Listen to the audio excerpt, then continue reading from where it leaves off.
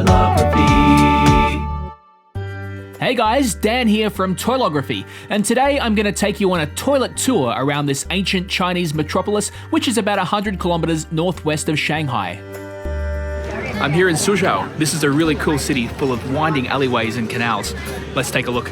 Famous for its extensive canal system, winding laneways, charming gardens, and excited street dogs, Suzhou is currently the 16th most populated city in China. I gotta say, at first glance, I was suitably impressed with the quality and cleanliness, well, in most cases, of restrooms around the Pingjiang pedestrian area, which admittedly was pretty touristy. This here is a really good example of a typical Western-style public toilet in China. All of the restrooms I saw in the built-up touristy areas were more than sufficiently maintained and staffed with cleaners, which was surprising to me. Also, I loved how they used this particular toilet block as an art canvas.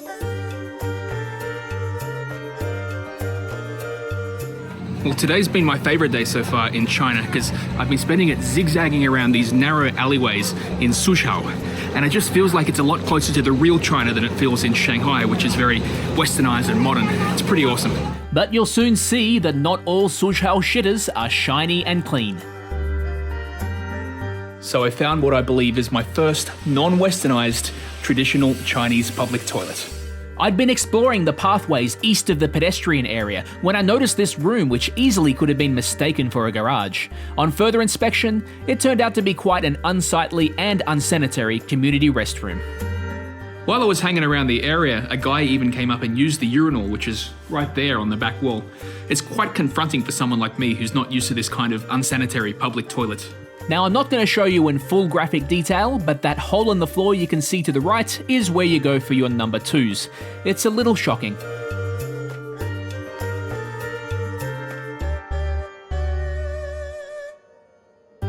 Welcome to the Pan Men Scenic Area, and you can see here the Rui Guan Pagoda. This area dates back to 514 BC when it was used as a gate to the city of Suzhou. It's a very peaceful place to spend time in.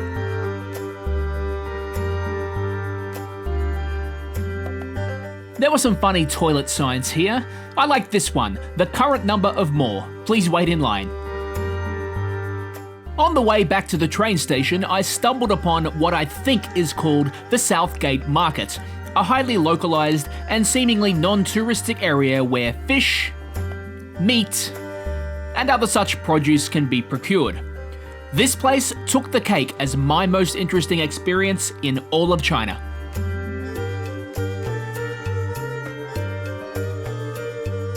You can bet I was curious how the toilets were going to look after seeing these conditions. Surprisingly, they weren't so bad. That is, until I found this short, dark, foul-smelling alleyway teeming with empty crates, which was being frequented by market workers. Curiosity got the better of me, so I followed it down. Here's another proper Chinese latrine. This is pretty intense. This time, two trenches on either side of the room were separated by concrete dividers. This is where market workers would go about their business, facing outwards while squatting. There was no basin, but I did see a hose, which at least suggested running water was available. Presumably, the waste would be manually flushed away at some stage throughout the day. These two Chinese latrines were very eye-opening. It certainly made me appreciate what I have access to. Lack of sanitation is definitely something I'd like to explore more through Toilography in the future. So that's my toilet tour of Suzhou. I hope you were as intrigued by this city as I was.